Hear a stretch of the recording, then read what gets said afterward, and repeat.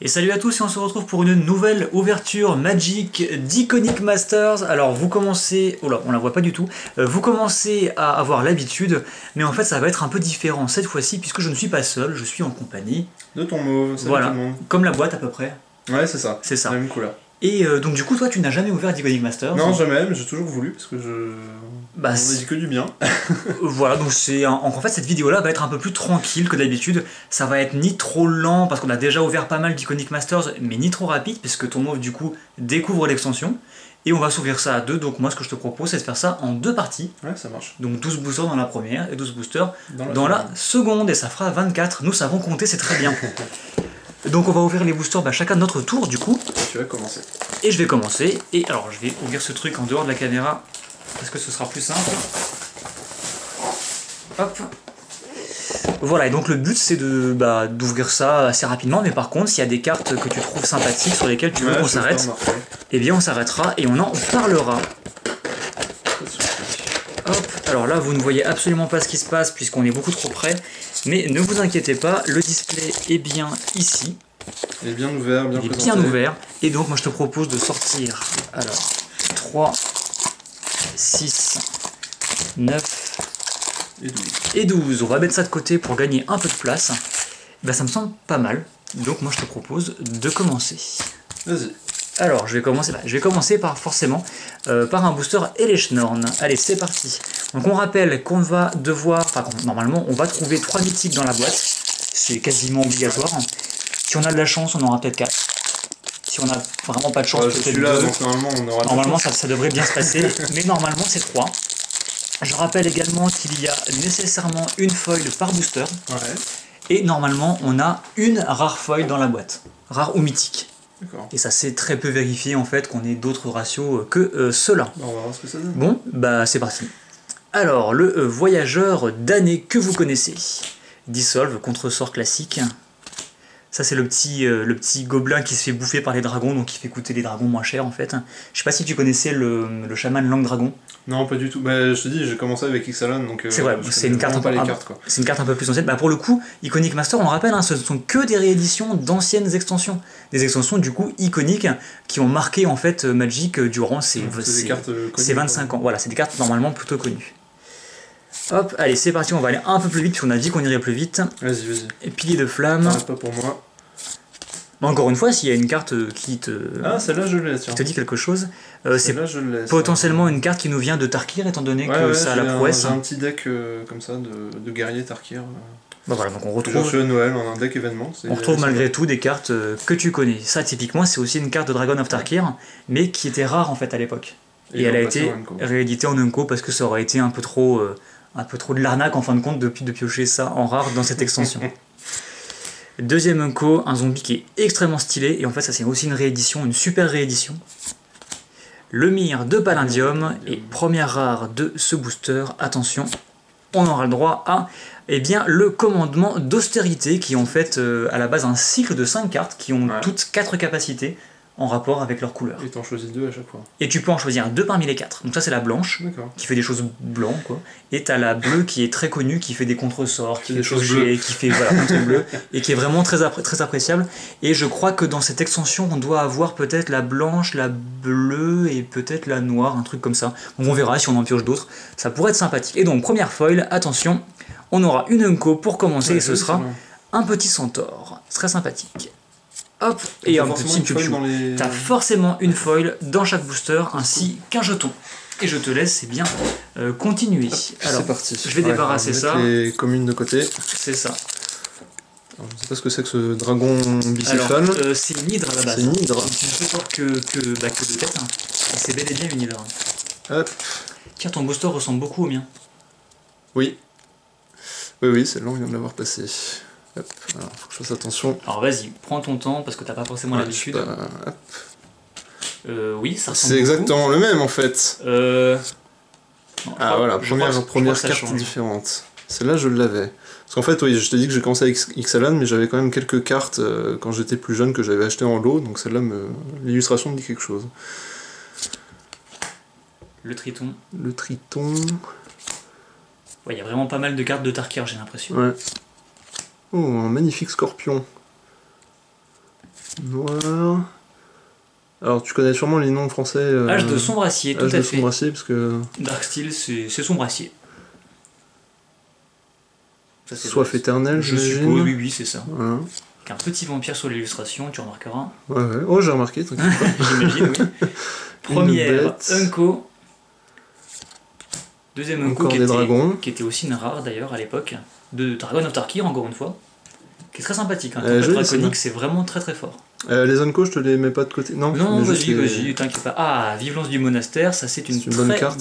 Une 1-2 pour 1, célérité et prouesse. Effectivement, c'est pas mal. C'est vraiment très fort. Ouais. Et du coup, première rare ou mythique, eh bien, l'Escoufle fait un dragon. Du Bogardan, qui est un très beau dragon et très bon dragon pour le coup. Une carte que j'apprécie tout particulièrement. Ouais. Qui, quand elle arrive en jeu avec le flash, je tiens à préciser, elle va coller 5 blessures. Donc c'est plutôt fort, c'est ça. Et du coup, la foil. Attention, et ben un petit gobelin. Petit gobelin. Rien de spécial dans ce booster. Hop, je te mets ça comme ça. Vas-y, voilà, on va faire ça. Ça me paraît bien. Côté. Allez, on va enchaîner, donc je vais rouvrir un booster et les Schnorn. Alors, hop. Donc ouais, comme tu vas pu t'en rendre compte, on a vraiment des cartes très correctes, aussi bien en Unco qu'en commune, qu'en rare en général. Voilà. Qui sont plutôt sympas. Exactement.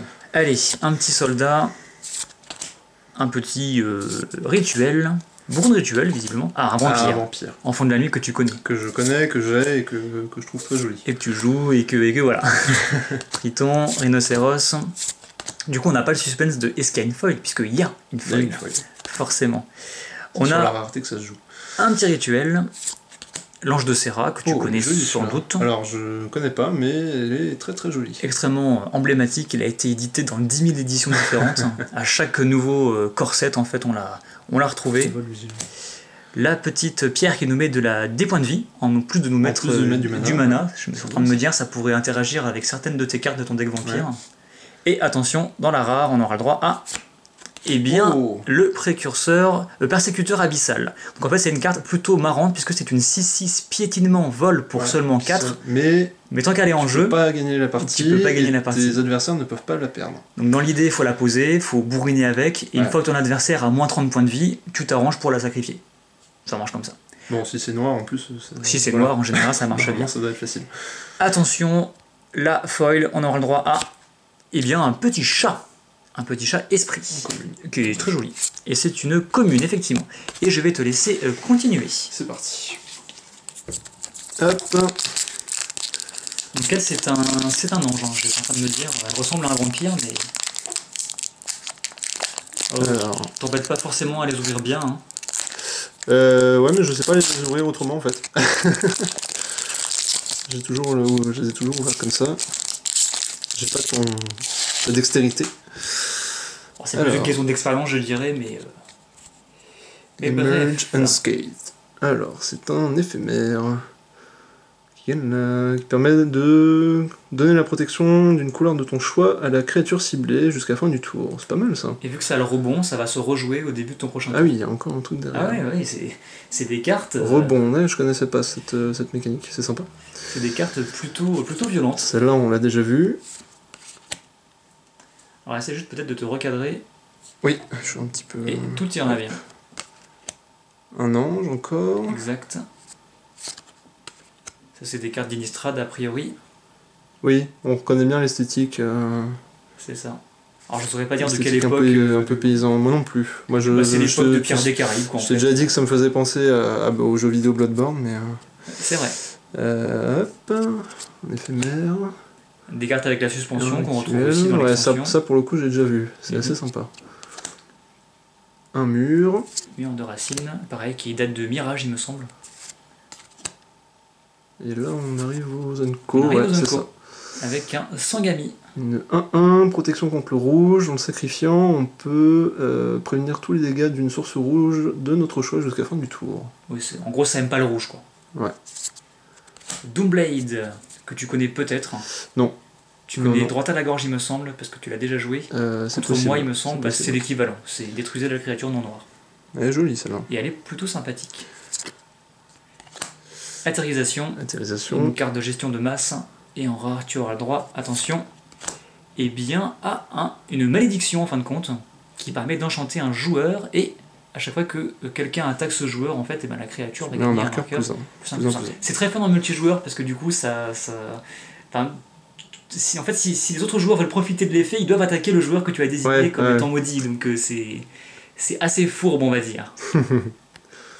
Et un terrain foil. Magnifique terrain. Donc c'est les fameux terrains qui mettent 2 mana, mais qui doivent renvoyer un terrain dans la main. Et ça fait très plaisir de les choper en foil. C'est cool ça. Ah ouais, c'est plutôt une bonne petite pioche. Alors attends, foil ici, la rara. C'est ça. Et le reste de côté. Donc pour l'instant, on n'a cramé aucune carte, on va dire, même si... Enfin voilà, on va pas s'amuser à cramer des cartes, mais je veux dire, on n'a pas ouvert de mythique, on n'a pas ouvert de rare foil. Donc tout reste encore... le suspense reste à son comble. Donc, celle-là on commence à la connaître. On commence à la connaître, mais c'est un très bon petit compte, puisqu'il va contrecarrer un sort pour 3 et faire un regard 1 en prime, donc c'est plutôt correct. Un élémental de terre. Exactement. Un piou-piou fantasme de Jace. C'est une 1-1 vol pour 1, mais en fait, dès qu'un adversaire a au moins 10 cartes dans son cimetière, elle devient 5-5. Ah, donc tu joues un deck qui fait défausser. Exactement. Ou défausse ou meule. Ou meule, ouais. Et du coup, t'as une 5-5 vol pour 1, quoi. C'est plutôt sympa. Ça va. Un lézard, un basilic, pardon. C'est sympathique aussi avec le rebond. Voilà, seulement pour un noir éphémère, +2/+0, contact mortel jusqu'à la fin du tour. Et du coup, rebond, ça se réactive, c'est ça? En fait, le tour prochain au moment où tu le joues, pour la première fois, il s'exile. Ouais. Et c'est, si je ne dis pas de bêtises, au début de votre prochain entretien, il se rejoue une deuxième fois. D'accord. Mais après, ça marche qu'une seule fois. Tu le joues une fois. Et tu peux le rejouer sans payer son coup. Sans payer son coup. Il va juste arriver deux fois. Et pour un mana noir, c'est relativement correct. Hop, on a déjà vu. La petite prouesse aussi, qui était très sympathique à son époque.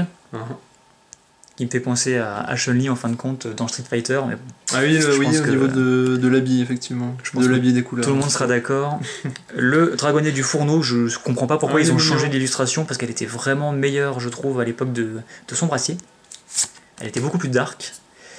Le petit extrait, alors ça pareil, c'était une rare à l'époque, tu remarqueras, créature légendaire. Créature légendaire Unco, c'est pas commun. C'était une rare à l'époque de Sombreland ou de Couche-Ciel, enfin en tout cas Block Lorwyn. Du coup, en l'engageant, tu peux ajouter 4 mana incolores. Exactement. Mana, mais tu peux le dépenser que pour jouer des sorts qui contiennent X.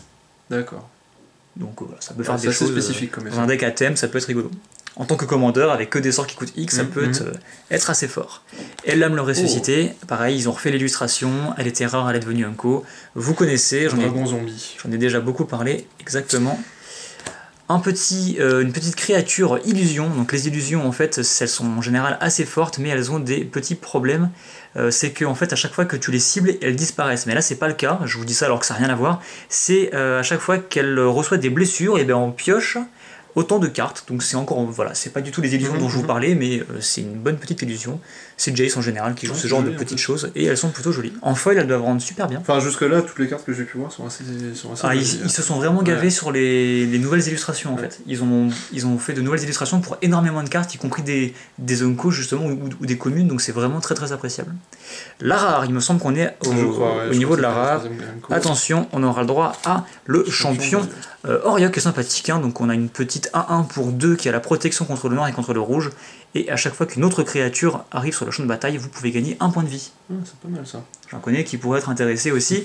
Bien sûr, c'est pas un vampire, malheureusement, mais dans certains petits decks à combo qui font arriver beaucoup de créatures en jeu qui pourraient être intéressés par cette carte. Puis il coûte 2, mais c'est quand même 2 mana blancs. C'est 2 mana blancs par contre, c'est ça. Et donc en foil, attention, on aura le droit à une petite commune, voilà, tout simplement, qui nous fait gagner des points, du piétinement et piocher une carte, ce qui en vert est plutôt appréciable. Oui, c'est plutôt sympa. Hop, je te débarrasse et je te laisse continuer. Alors, comment tu vois ça, toi? Tu tires dessus comme un sauvage. Comme un sauvage. Voilà. Ouais, non. Mon côté méticuleux qui m'empêche en fait d'y aller vraiment comme un sauvage. Hop. Bah, fais comme tu peux. Ouais, je vais faire comme ça, écoute, ça sera très bien. Ah. Manalik.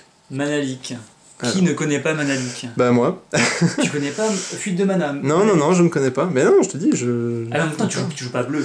Non, je joue pas bleu. Ça t'embête si je bouge un peu les cartes en fait? Bouge les cartes. Ça m'empêche de... Vas-y. Voilà, comme ça, je pose bien la main. Voilà. Le spécial Alors, pour 2, tu contre le sort ciblé, à moins que son contrôleur ne paye 3.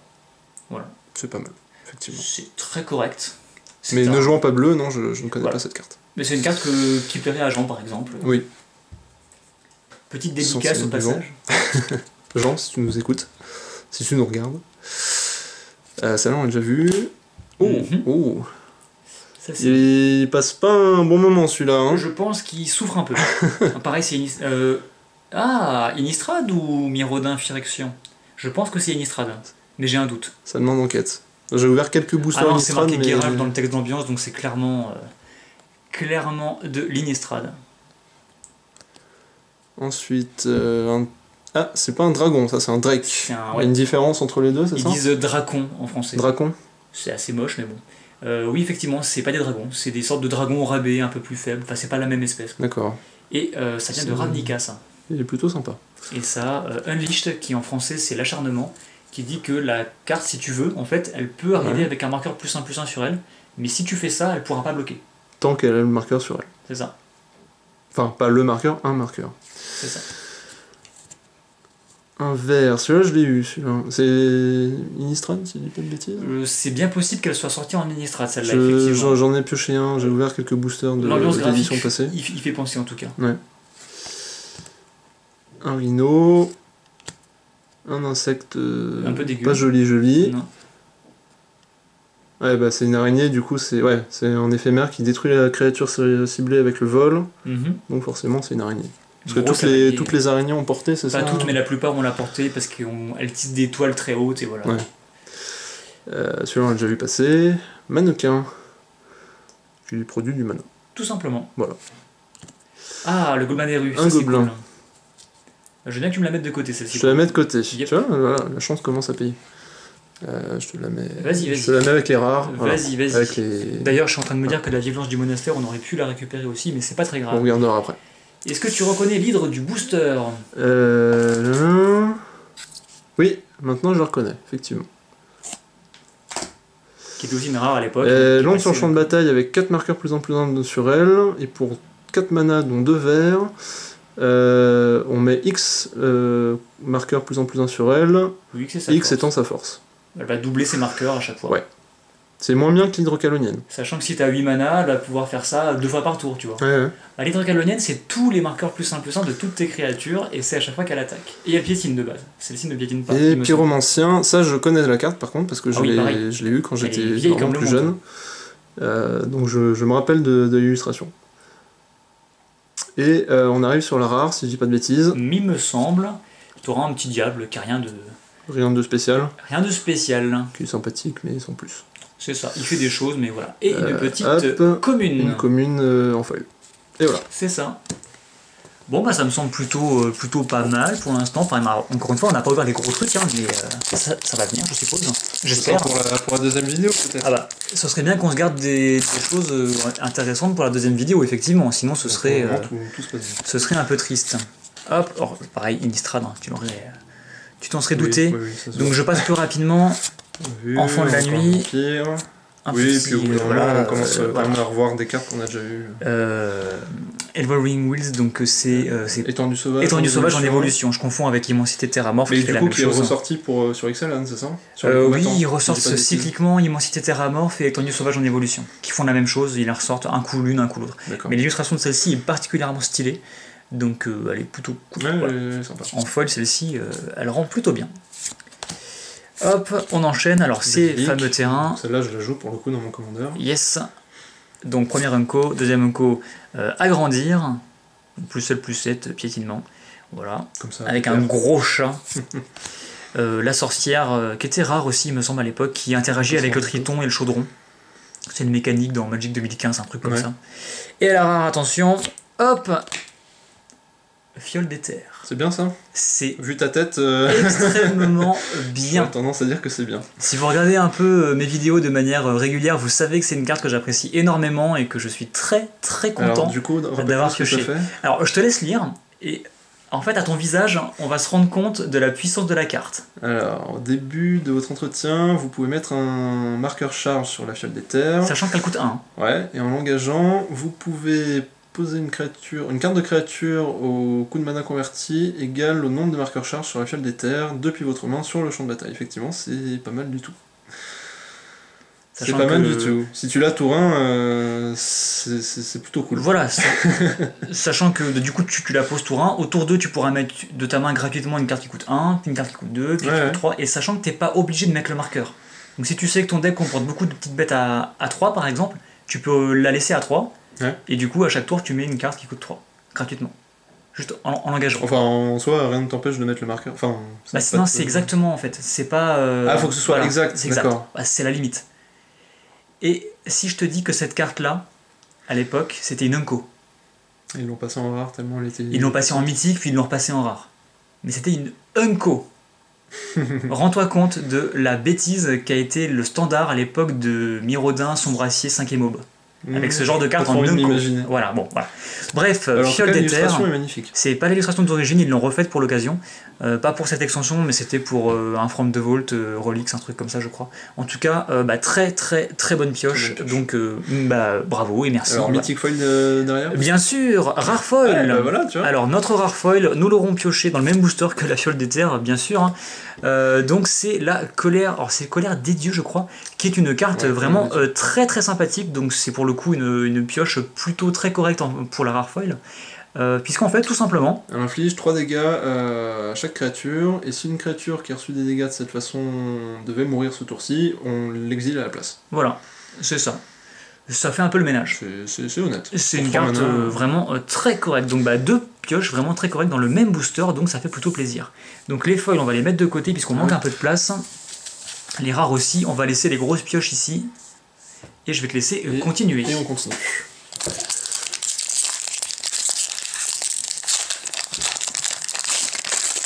Ah, ça y est, on va prendre le coup de main. Yes.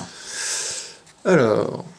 La vidéo fera 35 minutes au lieu de 40. Ah oui, ouais. Je suis désolé. Hein. Non, mais... Ça on l'a vu. De toute façon, on vous avait prévenu, c'est une vidéo posée, tranquille. On se met pas la pression. Celui-là on l'a vu. Ah, un terrain. Quand il entre en jeu, on gagne de PV et ça produit une. C'est comme le blanc que t'avais, sauf que il met pas de blanc. Oui, il est plutôt joli. Il est sympa. Un ballot. Contrainte, tu connais Contrainte? Contrainte, je connais. On la joue dans Ixalan. Exact, c'est vrai que. Je crois que je préfère cette illustration là, tu vois. Elle a eu beaucoup d'illustrations cette carte, elle est souvent rééditée. Hop. Lynx de gel. Lynx de gel. Encore un ange. Ça y est, on arrive aux Unco.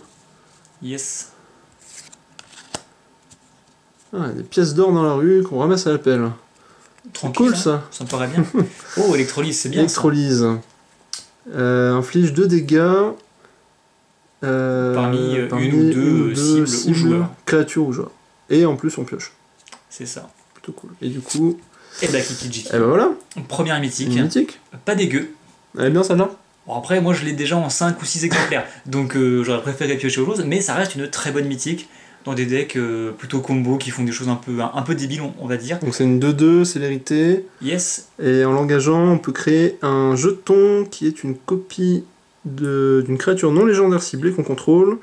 Et ce jeton obtient la célérité. Et sacrifier. Et il faut le sacrifier, d'accord. Effectivement, c'est plutôt sympa. C'est pour ça que c'est qu'une 2-2, mais qu'elle sort pour. Et il y a des combos débiles en fait qui consistent à poser un jeton qui. En fait, tu copies une créature qui, quand elle arrive en jeu, dégage une créature que tu contrôles. Et du coup, t'engages Kiki-Jiki, tu copies la créature, en arrivant en jeu, elle dégage Kiki-Jiki, qui se réengage, tu recopies la créature, qui arrive en jeu, qui redégage Kiki-Jiki, et ce de manière infinie. C'est ça.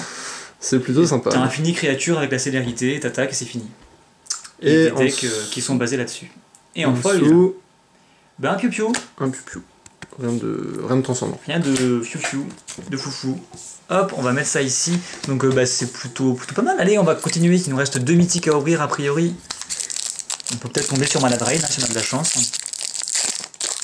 Maladrain, c'est celle dont tu m'as parlé l'autre jour, c'est ça? C'est la grosse mythique que j'ai pas encore piochée, ainsi que Eleshnorn, et que j'aimerais bien piocher dans cette extension, effectivement.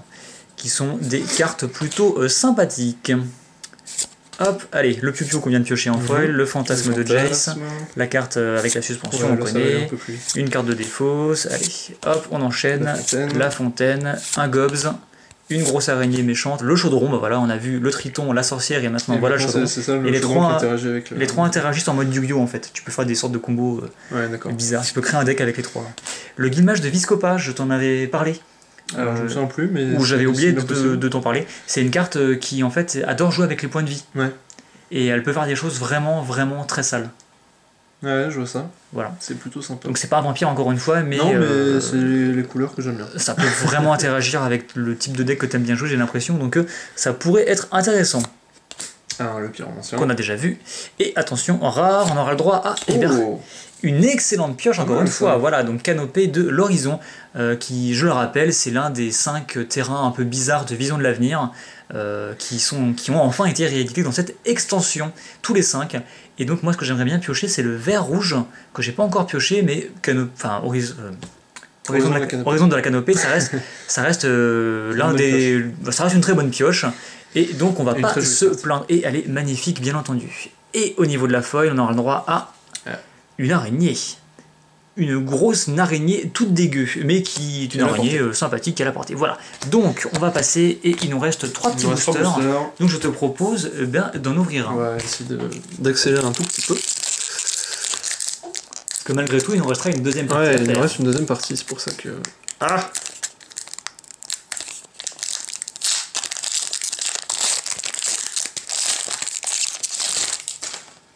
Hop, on met ça là, et c'est parti. Alors, je dois éviter qu'on ait trop de reflets. Ça me paraît plutôt bien. Voile lancinante. L'ange qu'on a déjà vu. Le lézard, le basilisque. Le mannequin. Le mur qu'on a déjà vu aussi. Mur de racine. Ah, ça là on l'a pas vu, je crois. Rotterdam, si on l'a vu, si. D'accord, mais j'ai pas dû faire attention. Je l'ai vu passer. C'est pas mal, dis donc. Détruisez la créature ciblée de puissance 3 ou moins, pour 2. C'est correct. Un crocodile. Et on arrive aux Zenko. Exact. Alors, piochez une carte pour chaque créature que vous contrôlez avec un marqueur +1/+1 dessus. Ces créatures gagnent l'indestructible jusqu'à la fin du tour. En éphémère. En éphémère pour les verts, c'est plutôt une bonne pioche en vert, c'est très très sympathique. Oh, il est joli lui. Exact. Vas-y, parle-nous un peu de celui-là, il me plaît bien. Alors je sais plus trop d'où il vient, mais il avait cette capacité qui en fait lui dit que tu peux l'engager, et en fait plutôt que d'attaquer, elle va se mettre un marqueur +1/+1 sur elle, il me semble que c'est ça. Oui, effectivement. Ouais, bah j'ai un guerrier comme ça, je crois que c'est résolution, un truc comme ça. Ouais. Chaque créature que vous contrôlez avec un marqueur +1/+1 sur elle a le lien de vie. En plus, voilà. Donc il s'intègre bien. Tu le fais minimum une fois, et comme ça t'as un... C'est ça. T'as une 4-3 lien de vie, c'est déjà pas mal. C'est déjà pas mal. Oh, un fungus. C'était aussi une rare, ça, à l'époque. En fait, qui va doubler le nombre de marqueurs +1/+1 Alors, qui sont posés sur comment ils l'ont appelé en français, si tu te souviens? J'en sais strictement rien. C'est une sorte de... Le Corpse Jack Menace. De carcasse, je sais plus quoi. C'est une 4-4 qui sort pour 4. Si un ou plusieurs marqueurs +1/+1 devaient être mis sur une créature que vous contrôlez, vous en mettez le double. En fait. Ouais, c'est ce que je te disais, voilà. Ça double. Donc il y a une grosse mécanique marqueur +1/+1 dans cette extension pour le draft. Noir-vert, c'est pas si commun que ça comme couleur. Si. C'est aussi commun que n'importe quelle combinaison. J'en ai beaucoup, alors. C'est sûrement ça. Et du coup, la rare. Allez, et bien Serra. Alors c'est Serra en devenir, il me semble. Qui est plutôt sympathique, il me semble, je crois que c'est ça le nom français. C'est une 1-1 qui sort pour 1 avec le lien de vie, et si vous avez 30 PV ou plus, il gagne +5/+5 et le vol. Donc effectivement, c'est plutôt cool. Autant dire qu'en ODH, à 40 points de vie, c'est correct. Oui, voilà. D'ailleurs, c'est typiquement le genre de carte qui pourrait être éventuellement banni en multi, parce que justement, si la tour 1, c'est un petit peu chiant. Quoi. Ouais. Mais carte très sympathique dans les jeux life, qui aiment bien gagner de la vie. Mais c'est pas un vampire. Mais c'est pas un vampire. Bah non, ça. Et pour la foil. Allez, fais-nous rêver. Eh ben non. Ouais, mais une carte extrêmement jolie. Effectivement, elle est jolie. Et plutôt puissante, qui plus est. C'est un éphémère noir. Bon, on l'a vu tout à l'heure, celle avec le ah oui, c'est celle-là, oui, effectivement. Le contact mortel. Et ouais, elle est extrêmement jolie, donc c'est cool. Vas-y, peu importe, on récapitulera à la fin. Il nous reste 2 boosters à ouvrir. Est-ce que ça te va si je joue les 2 derniers? Vas-y. Allez, comme ça, on finit. Ça devrait le faire. Hop, allez, je vais passer plus rapidement. Alors, Manalik, encore une fois, c'est très très cool. Je vais passer plus rapidement sur les communes. Un dracon, le mannequin, encore une fois. Le gobs, ouais, ça commence à se répéter. Bien entendu. C'est normal. Quand on ouvre une boîte, forcément. Des petits soldats, un double terrain Ravnica. Ah, ça serait bien, ça, retour au pays. Donc je te parlais des gestions, il y a deux cartes de gestion qui exilent une créature sans aucune restriction pour un blanc, c'est Retour au pays et Chemin vers l'exil. D'accord. Ça c'est l'une des deux. Sachant que Retour au pays est autorisé uniquement dans tout ce qui est Legacy Vintage, tandis que Chemin vers l'exil est autorisé également en moderne. C'est la seule différence. Mais par contre, elles ont une contrepartie. Celle-ci, par exemple, autorise le contrôleur de la créature que tu as exilée à gagner des points de vie en fonction de la force. Donc plus tu fais ça sur une grosse créature, plus il va gagner de points de vie. Mais tu le gères quand même pour un blanc, tu exiles une créature. Voilà. Et Chemin vers l'exil, en fait, il fait pareil, sauf qu'au lieu de lui faire gagner des points de vie, il autorise à aller chercher un terrain de base et le mettre en jeu. D'accord. Voilà. Mais ça exile pour un blanc. Voilà, très bien. Donc très bonne petite Unco.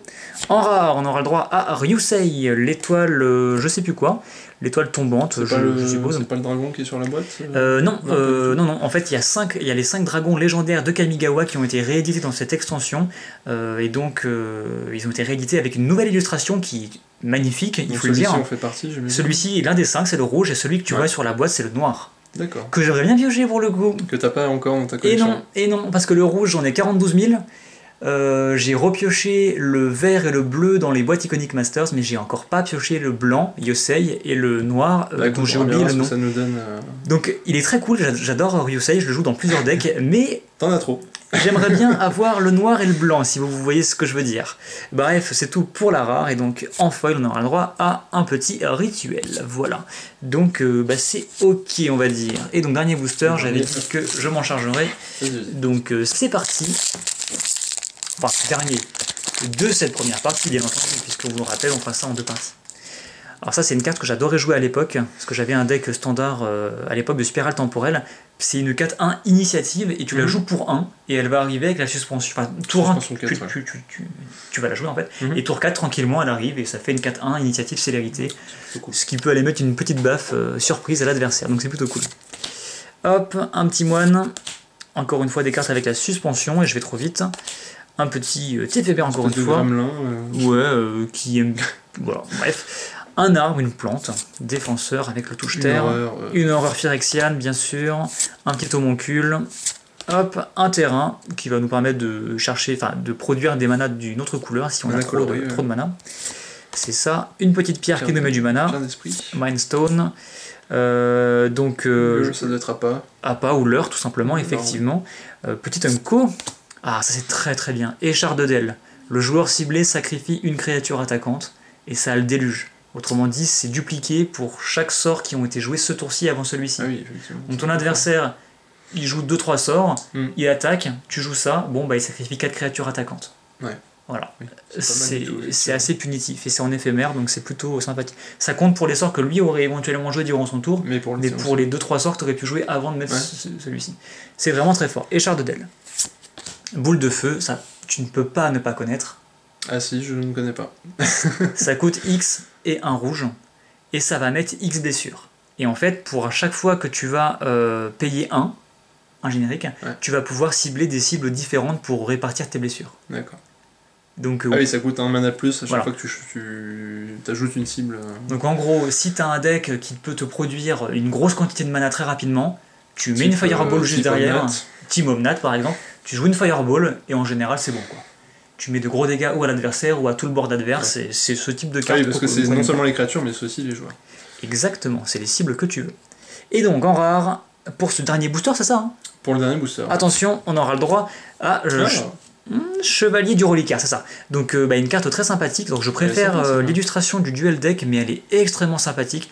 Puisqu'en fait, vous la connaissez sans doute, elle coûte 3, c'est une 2-2, elle va gagner +1/+1 pour chaque carte de terrain qui sont dans votre cimetière, donc notamment si vous avez des fetchlands ou des terrains qui se sacrifient pour aller chercher d'autres terrains, bah déjà elle va grossir, voilà, et elle peut à tout moment s'engager, vous sacrifiez ou une forêt ou une plaine, et vous allez chercher dans votre bibliothèque une carte de terrain, pas forcément de base, et vous la mettez en jeu, et tu la mets en jeu, mais pas du tout engagée, donc en fait c'est plutôt sympathique. Elle va non seulement tu vas engager un terrain, tu engages elle, tu sacrifies le terrain que tu avais engagé, tu vas en chercher un autre que tu vas mettre à la place. Ah, bref, tu vas chercher des fetchlands et exactement. grossir ta bestiole. Et elle n'est pas du tout légendaire, donc tu peux vraiment jouer autour de cette carte là et ça peut être très fort, donc une carte très sympathique, Chevalier du Reliquaire. Et la foil, alors on va se spoiler un peu, hein. Attention, Ça sera une commune, de toute façon on est bête, on a déjà pioché la rare foil. Mais est-ce qu'il peut y avoir des Unco foil aussi? Ah oui, absolument, absolument. Et donc on aura le droit à un petit moine vigilance prouesse. Donc ça me paraît plutôt bien, je pense qu'on a eu une sortie très correcte. Alors on va quand même récapituler, parce que malgré tout, c'était pas dégoûtant ce qu'on a pioché. Alors est-ce que j'arrive à retrouver la petite Unco sympatoche qu'on a pioché au début, je crois, non, non, pas celle à laquelle je pense. Peut-être, ah bah oui, mais le tas est assez gros. Alors est-ce que je peux voir? Regarder, vas-y. Voilà, je vais regarder juste ça, parce que quand même il faut en faire mention. Voilà, c'était celle-ci que je cherchais. Donc tout va bien. Alors au niveau des bonnes petites cartes, on a pioché, au niveau des bonnes Unco, déjà je devrais dire, on a pioché ça. Donc c'est plutôt cool, enfin en tout cas c'est les Unco qui moi ont attiré mon attention. Donc Gobelin des rues, Retour au pays et Vive-Lance du monastère. Au niveau des vraiment grosses rares, on a pioché bien sûr la Fiole d'éther qui est la carte de l'ouverture très clairement. Un Kiki-Jiki, on a trouvé Horizon de la Canopée, vous vous en souvenez, et la colère des dieux en foil, comme ça on se fait bien plaisir, mais également Serra en devenir, le chevalier ou la chevalière, non c'est le chevalier je pense, du reliquaire, enfin c'est une dame, hein, mais je sais plus s'ils ont dit si c'est la chevalière. Ryusei qui est sympa aussi, puis bien entendu, voilà, champion Oriok qui était sympathique, petite aura, le persécuteur qui est cool, l'escouffon en fer qui est très sympathique, un commandement et les petits diables, voilà. Donc ça me semble plutôt pas mal comme première partie. Je pense que si la deuxième partie est dans le même esprit que la première partie, ce sera plutôt une boîte correcte. Voilà, plutôt cool, on va dire. Allez, on va pas vous retenir plus longtemps que ça. On vous souhaite une très bonne fin de journée et on se retrouve du coup dès demain pour la suite de ce display, pour cette ouverture posée, tranquille. À demain. En compagnie de ton mauve. Allez, à plus.